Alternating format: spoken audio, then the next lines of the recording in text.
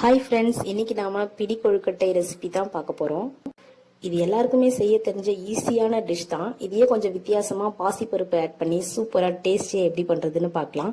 அதுக்கு முன்னாடி நம்ம சேனல் லக்கி வேர்ல்ட் சப்ஸ்கிரைப் பண்ணாதவங்க வீடியோ கீழே இருக்கிற சப்ஸ்கிரைப் பட்டனை கிளிக் பண்ணி கூடவே இருக்கிற பெல் பட்டனையும் கிளிக் பண்ணிக்கோங்க. வாங்க இப்போ நம்ம வீடியோக்குள்ள போகலாம். வீடியோவை ஸ்கிப் பண்ணாம பாருங்க. இப்போ நாம் ஸ்வீட் பாசிப்பருப்பு பிடி கொழுக்கட்டை சாஃப்டாக எப்படி பண்ணுறதுன்னு பார்க்க போகிறோம். அதுக்கு நான் 1 கப் பச்சரிசி மாவு எடுத்து வச்சுருக்கேன். இந்த மாவு எப்படி ப்ரிப்பேர் பண்ணேன்னு நான் உங்களுக்கு சொல்கிறேன். தேவையான அளவு பச்சரிசி நல்லா கழுவிட்டு ஒரு 2 மணி நேரத்துக்கு நல்லா ஊற வச்சுக்கோங்க. ஊறின அரிசியை எடுத்து வெயில்லையோ ஃபேன் காற்றுலையோ நல்லா ஆற வச்சுக்கோங்க. கொஞ்சம் கூட தண்ணி இல்லாமல் நல்லா ட்ரை ஆகணும் அரிசி. அதுக்கப்புறம் அந்த அரிசியை நீங்கள் மிஷினில் கொடுத்து அரைச்சி எடுத்துக்கோங்க. இந்த மெத்தடில் நீங்கள் அரிசி மாவு அரைச்சி வச்சுக்கிட்டிங்கன்னா உங்களுக்கு 1 மாதம் வரைக்கும் கெட்டு போகாமல் இருக்கும். ஃப்ரிட்ஜில் வச்சிங்கன்னா 3 மாதம் வரைக்கும் உங்களுக்கு நல்லா இருக்கும் அந்த அரிசி மாவு. இந்த அரிசி மாவு யூஸ் பண்ணி நீங்கள் எந்த டிஷ் வேணாலும் உங்களுக்கு தேவைப்படும் போது நீங்கள் செஞ்சுக்கலாம். அந்த மெத்தடில் ப்ரிப்பேர் பண்ண மாவு தான் இது. இந்த மாவு யூஸ் பண்ணி தான் இன்றைக்கி நான் கொழுக்கட்டை செய்ய போகிறேன். நீங்கள் கடையில் விற்கிற மாவு வேணாலும் யூஸ் பண்ணிக்கலாம். கடையில் விற்கிற அரிசி மாவு பேக்கெட் யூஸ் பண்ணி இதே மெத்தட்லேயும் நீங்கள் செய்யலாம். உங்களுக்கு நல்லா தான் வரும். இப்போ இந்த மாவு நம்ம எப்படி வறுக்கிறதுன்னு பார்க்கலாம். கடாய் சூடானதுக்கப்புறம் நம்ம எடுத்து வச்சிருக்கிற பச்சரிசி மாவை இதில் ஆட் பண்ணிக்கலாம்.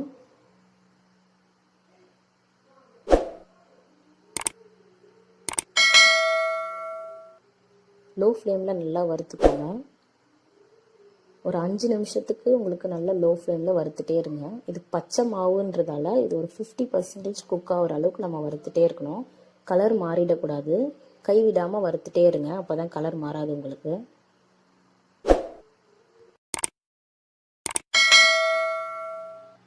கைவிடாமல் நல்லா வறுத்துட்டே இருங்க. லைட்டாக கலர் சேஞ்ச் ஆகும். அப்போ தான் மாவு நல்லா வெந்துடுச்சுன்னு அர்த்தம். அந்த ஸ்டேஜில் நீங்கள் இந்த மாவு இன்னொரு பாத்திரத்தில் மாற்றி வச்சுக்கோங்க.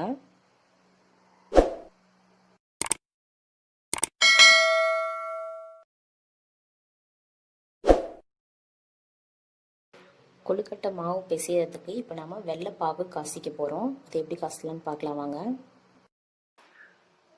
கடாய் சூடானதுக்கப்புறம் 1 tablespoon cooking oil add பண்ணியிருக்கேன். நீங்கள் நெய் வேணும்னாலும் சேர்த்துக்கலாம்.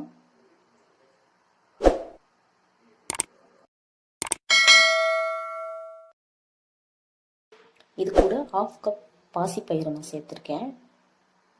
பாசிப்பயிறு சேர்த்து நல்லா வறுத்துக்கலாம்.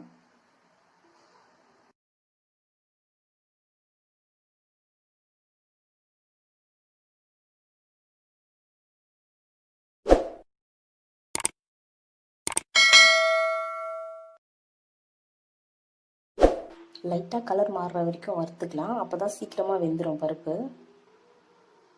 கலர் மாறினதுக்கப்புறம் இப்போ நம்ம இதில் தண்ணி ஆட் பண்ணிக்கலாம். 1 கப்லேருந்து 1/2 கப் வரைக்கும் நீங்கள் எடுத்துக்கோங்க தண்ணி. தண்ணி ஆட் பண்ணி நல்லா கலந்து விட்டுக்கோங்க. இது ஒரு 50% குக் ஆகணும். ஒரு மூடி போட்டு நல்லா குக் பண்ணிக்கலாம். 5 நிமிஷம் கழித்து ஓப்பன் பண்ணலாம். 50% நல்லா குக் ஆகிடும். 5 நிமிஷம் ஆயிடுச்சு. இப்போ இதை நம்ம ஓப்பன் பண்ணி பார்க்கலாம்.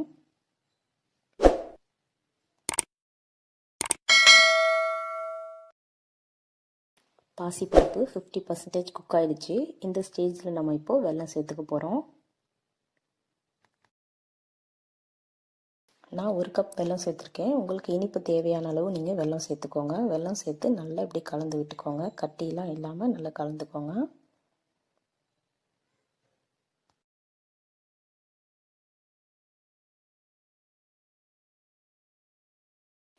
வெல்லம் கட்டி இல்லாமல் நல்லா கரைஞ்சிடுச்சு. இந்த ஸ்டேஜில் நம்ம 1 டேபிள் ஸ்பூன் ஏலக்காய் பவுடர் சேர்த்துக்கலாம்.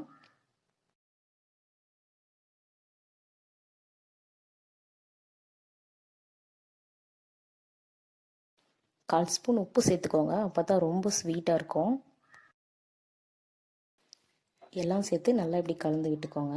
கொஞ்ச நேரம் நல்லா கொதிக்கட்டும்.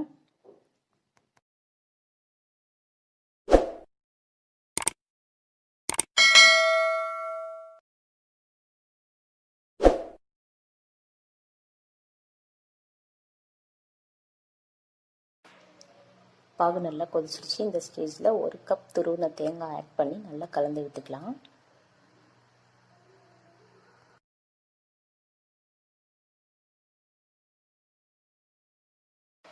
அவ்வளோதாங்க, பாகு ரெடி ஆயிடுச்சு. நம்ம வறுத்து வச்சிருக்கிற அரிசி மாவு கூட ஆட் பண்ணி நல்லா கலந்து விட்டுக்கலாம்.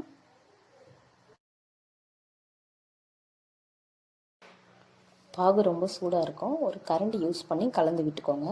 நான் 10லேருந்து 15 கொழுக்கட்டை செய்கிறதால பாசிப்பருப்பு கடாயிலே வேக வச்சு எடுத்துக்கிட்டேன். நீங்கள் அதிகமாக கொழுக்கட்டை செய்கிறதா இருந்தால் 1 கப் பாசிப்பயிரை குக்கரில் ஒரு 2 விசில் வச்சு எடுத்துக்கோங்க. பாகு சேர்த்து கலந்து விடும்போது பாசிப்பயிரையும் சேர்த்து நல்லா கலந்து விட்டுக்கோங்க. இந்த மாதிரி பாகு சூடாக இருக்கும், கரண்டிலேயே நல்லா பொறுமையாக கலந்து விட்டுக்கோங்க.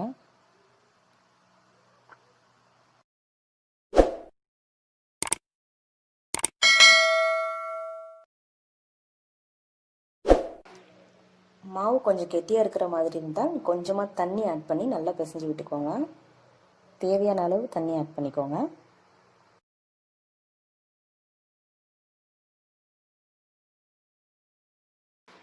மாவு சூடு ஆடிச்சு. 1 ஸ்பூன் நல்லெண்ணெய் சேர்த்து நல்லா பிசைஞ்சு விட்டுக்கலாம்.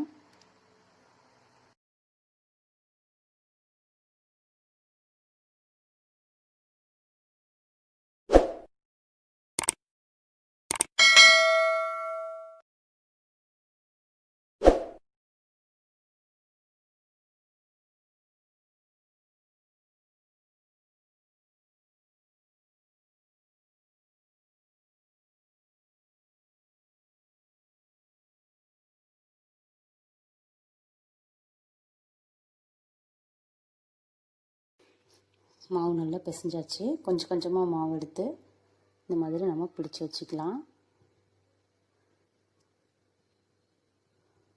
பாருங்கள், கையில் ஒட்டாமல் இவ்வளோ அழகாக வருது. இந்த மாதிரி பண்ணிக்கலாம்.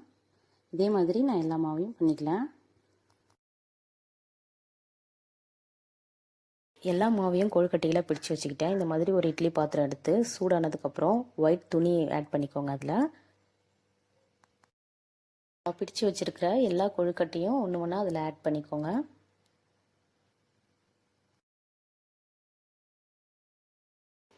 எல்லா கொழுக்கட்டையும் இட்லி பாத்திரத்தில் நான் ஆட் பண்ணிட்டேன். இதை அப்படியே ஒரு மூடி போட்டு மூடி ஒரு 10 நிமிஷத்துக்கு நல்லா வேக வச்சுக்கோங்க. 10 நிமிஷத்துக்கு அப்புறம் நான் உங்களுக்கு ஓப்பன் பண்ணி காட்டுறேன். 10 நிமிஷம் ஆயிடுச்சு. இப்போ ஓப்பன் பண்ணி பார்க்கலாம். பாருங்கள், எவ்வளோ சூப்பராக வெந்திருக்கு. இந்த அளவுக்கு வெந்தால் போதும். இதை நம்ம இன்னொரு பிளேட்டுக்கு மாற்றி வச்சுக்கலாம். சூப்பரான ஸ்வீட் பாசிப்பருப்பு பிடி கொழுக்கட்டை ரெடி ஆயிடுச்சு. இது உங்களுக்கு எடுத்து காட்டுறேன். பாருங்கள் எவ்வளோ சாஃப்டாக இருக்குன்னு. பாருங்கள் எவ்வளோ சாஃப்டாக சூப்பராக இருக்குது. பாசிப்பருப்புலாம் நல்லா தெரியுது. தேங்காய் பாசிப்பருப்பு ஆட் பண்ணியிருக்கோம். இது சாப்பிடும்போது உங்களுக்கு நல்லாயிருக்கும். இவ்வளோ சாஃப்டாக இருக்குது பாருங்கள். இந்த வீடியோ உங்களுக்கு பிடிச்சிருந்தா இதே மாதிரி கண்டிப்பாக நீங்களும் ட்ரை பண்ணி பாருங்கள். உங்கள் எக்ஸ்பீரியன்ஸை எனக்கு கமெண்ட் பண்ணுங்கள். மறக்காமல் இந்த வீடியோவை லைக் பண்ணுங்கள், ஷேர் பண்ணுங்கள், சப்ஸ்கிரைப் பண்ணுங்கள். தேங்க்யூ ஃபார் வாட்சிங்.